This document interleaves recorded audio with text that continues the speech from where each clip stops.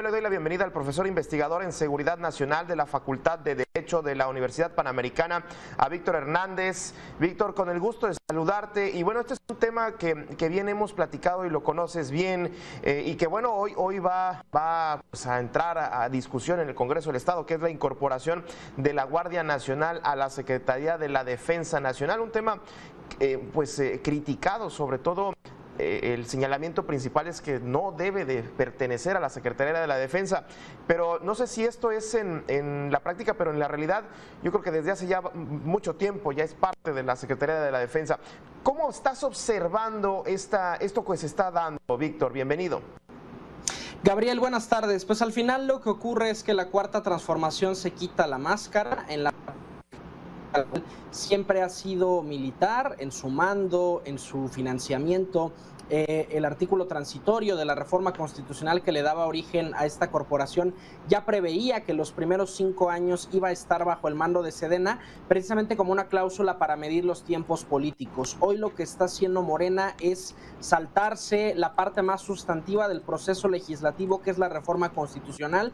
Ellos saben abiertamente que esta reforma que están proponiendo a leyes secundarias eventualmente va a ser tumbada por la Suprema Corte, y aún así están haciendo uso de su mayoría parlamentaria para estas reformas que solamente requieren una mayoría simple. Esto es un fraude a la ciudadanía, un fraude a los legisladores que se les prometió que la Guardia Nacional iba a ser una corporación civil, y un fraude al final a los propios expolicías federales a quien se les había ofrecido la posibilidad de conservar su trabajo. En este momento no solo están ya a cuestión de meses de perder su trabajo los expolicías federales que se quedaron en Guardia Nacional, sino que esto habla también un precedente para que los que se fueron al Servicio de Protección Federal, al Instituto Nacional de Migración, a que le sigan el mismo caminito administrativo para eventualmente removerlos de la ecuación. Yo insistí fervientemente desde que empezó este proceso que la Policía Federal tenía que luchar con todos los argumentos jurídicos en los tribunales, y ahora, como muchos de ellos firmaron voluntariamente estos cambios, están a la merced de los militares en este momento. Déjame preguntarte, ¿por qué es importante que la Guardia Nacional tenga un mando civil, Víctor? Porque a pesar de que los militares llevan 15 años sustituyendo a muchas corporaciones policiales en la operación, sí había contrapesos civiles importantes. El CISEN, la Policía Federal, había una sana competencia entre burocracias para entregar resultados en la política de seguridad. Con este golpe se olvida, se desaparece para siempre la posibilidad de una Policía Nacional Civil, y hay que entender que los militares han fracasado, y de hecho en muchos momentos han sido parte del problema de violencia del país. En 2006, último año de gobierno del presidente Vicente Fox, tuvimos 8 homicidios por cada 100,000 habitantes. Hoy estamos en promedio en los 29 homicidios por cada 100,000 habitantes. Está demostrado estadísticamente que municipio donde se despliegan y operan los militares incrementan los homicidios, no los reducen, precisamente porque no son la herramienta diseñada para lidiar con estos problemas. Y claro, a la ciudadanía le hace sentido, como la crisis es más grande, necesitamos más militares. Lo que nunca se dice es que estadísticamente el despliegue militar tiene el efecto causal de incrementar los homicidios en los municipios.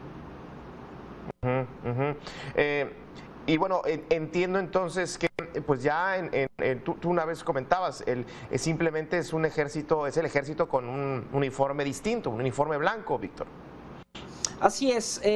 Digamos, todo este tiempo en que en el papel la Guardia Nacional ha estado supuestamente en la Secretaría de Seguridad Ciudadana, en realidad lo único que ha habido son militares disfrazados de policías, nunca se les transfirió oficialmente a la Secretaría de Seguridad Ciudadana. Y ahora el problema de este paquete de reformas que se propuso en el Congreso es que ahora todas las labores sustantivas de investigación, de actos de molestia hacia la ciudadanía van a ser a los militares, es decir, ahora sí, sin ningún matiz, sin ningún margen de ambigüedad, los militares van a ser quienes van a controlar el espionaje, las labores de inteligencia, los que te van a poder detener para multarte para temas de tránsito y en general para cualquier cosa que se les ocurra. Esto ya no es margen de interpretación, esta es la destapada de una dictadura y de un gobierno militar. Ya no hay medias tintas y ya no hay simulaciones. Justo te voy a preguntar si estamos ya en el escenario de una militarización de la seguridad pública, Víctor. No solo de la seguridad pública, Gabriel, sino de la vida pública. Este gobierno no solo les ha entregado en bandeja de plata todo el poder en términos de impartición de justicia, ¿no? Ahora, no lo sé, quizás para presentar las denuncias ya no tengas que ir a la fiscalía, ahora probablemente vas a tener que ir a los cuarteles militares. Serena, ¿no? Pero además ahora tienen el poder de las aduanas, el poder económico de encargarse de proyectos de obra pública. En este momento López Obrador, sin ningún tapujo, sin ningún matiz, le está entregando la vida pública a los militares, claro, porque aprovecha la popularidad que tienen estos personajes, pero es muy diferente la visión romántica del ejército, la que sale en los desfiles, la que sale en el plan DN3, que la que han vivido las víctimas, la de las desapariciones forzadas, claro, la fabricación de culpables y las ejecuciones extrajudiciales. Si le preguntamos a esas familias, tienen una visión de las Fuerzas Armadas muy diferente. Sí, totalmente, totalmente, y te lo digo porque nosotros que vivimos los huracanes, pues el amplio reconocimiento y agradecimiento cuando se viene una de estos desastres naturales, eso ni negarlo. Ahora, esto que comentas sobre la percepción y bueno, las estadísticas no mienten, los homicidios no mienten, de pronto parecería que ahí en esa distorsión de la imagen que tenemos de la milicia es también enfocándonos a que nos vamos a sentir más seguros. ¿Tú coincidirías que esto es así, que nos vamos a sentir más seguros, o la percepción sería esa? Estadísticamente lo que sabemos es que es al revés. Cuando hay una inversión seria en las policías municipales es cuando suele mejorar mucho más la percepción de la seguridad ciudadana. Esto es por una razón meramente estadística. La única corporación que sí o sí tiene presencia en todos los municipios es la policía municipal de esa comunidad. La amplísima mayoría de llamadas al 911 primero las responde la policía municipal antes que la estatal o que los militares, y en ese sentido lo que tenemos muy medido a través del INEGI y las encuestas de percepción de seguridad es que lo que más reditúa en la incidencia delictiva y además en la percepción de la seguridad es el mejoramiento de las policías locales. Este es el siguiente paso de una ruta que eventualmente puede terminar incluso también con la desaparición de las policías locales. Oye, Víctor, y regresando al tema del Congreso y la iniciativa, ¿te dice algo? ¿Tienes alguna lectura de que no se haya presentado, hay una discusión si es preferente o no es preferente? ¿Te dice algo, te mueve algo esta intencionalidad de Morena? Al presidente le encanta la distracción, le encanta hacer ruido. Al final no fue una iniciativa preferente, es una iniciativa que está presentando un partido satélite de Morena. Es difícil a veces discernir si es torpeza y analfabetismo jurídico del presidente o si realmente lo hace de forma deliberada, pero al final lo que sabemos es que a todas luces esto viola el artículo 129 de la Constitución, que a la letra dice que en tiempos de paz los militares no pueden tener autoridad más allá de sus cuarteles. Que es algo que eventualmente la Suprema Corte tendrá que tumbar, pero claro, con una Suprema Corte sumisa al presidente y que no ha llevado al Pleno el decreto de militarización de mayo de 2020, pues claro, ellos pueden operar en esa moratoria de la Corte, pueden saber que 2 o 3 años la Suprema Corte no va a hacer absolutamente nada, y para cuando ya reaccionen ya va a haber nuevas elecciones, nuevo presidente, nuevo Congreso, y el escenario político se va a ver reconfigurado completamente. Y por eso la estrategia que utilizaron, no una reforma constitucional, sino reformas legales, porque saben que no tienen la mayoría calificada para una reforma constitucional. Ahora, esto que comentas sobre la Suprema Corte de Justicia, Víctor, pues ya es casi un tiro cantado frente a esta iniciativa, Víctor. La Suprema Corte ha sido intimidada. Recordemos, por ejemplo, la renuncia a inicios del sexenio del ministro Medina Mora, ¿no? Que fue nada más investigado, pero que al final nunca hubo una sentencia. Tenemos una Suprema Corte sumisa a los dictados del Ejecutivo. En este momento ya no existe en México la división de poderes. Y eso es preocupante porque tenemos ya encima las elecciones del 24.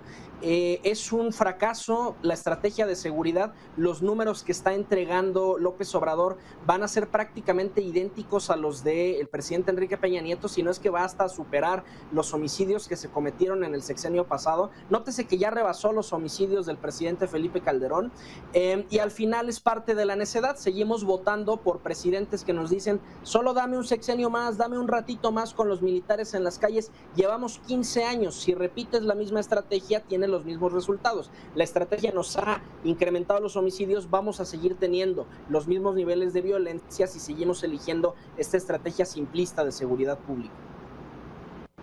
Ya, y Víctor, ya que pones este tema, ¿qué esperas del cuarto informe de gobierno que pues en un ratito más el presidente López Obrador está dando, sobre todo en este tema de seguridad, que vimos recientemente en los estados de la República con estas crisis, pues el tema de la prisión preventiva, pero no sé, ¿qué estás esperando escuchar? Si es que habrá algo nuevo que pueda dar a conocer. Yo espero lo mismo de la cuarta transformación: mucho ruido y pocas nueces. No hay nada en 4 años que pueda presumir la cuarta transformación. En materia de seguridad estamos estabilizados, más o menos en los 28, 29 homicidios por cada 100,000 habitantes. Eso no es un éxito, eso son más o menos las cifras que entregó el presidente Enrique Peña Nieto, que son el pico de esta crisis de violencia que hemos estado viviendo desde 2006.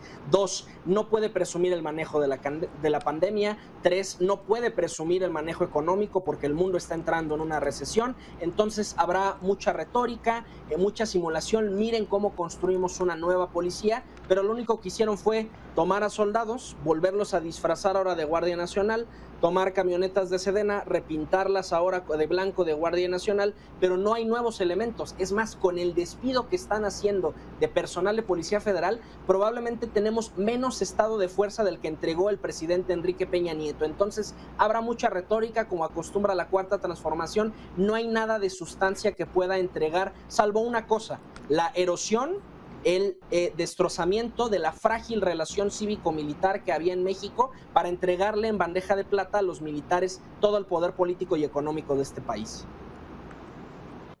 Pues interesante como lo comentas, y estaremos atentos pues al informe, obviamente, y a cómo se desarrolla también esta iniciativa. Muchísimas gracias, Víctor Hernández, por esta charla. Gabriel, muy buenas tardes. Mi Twitter, @arbitrus1805.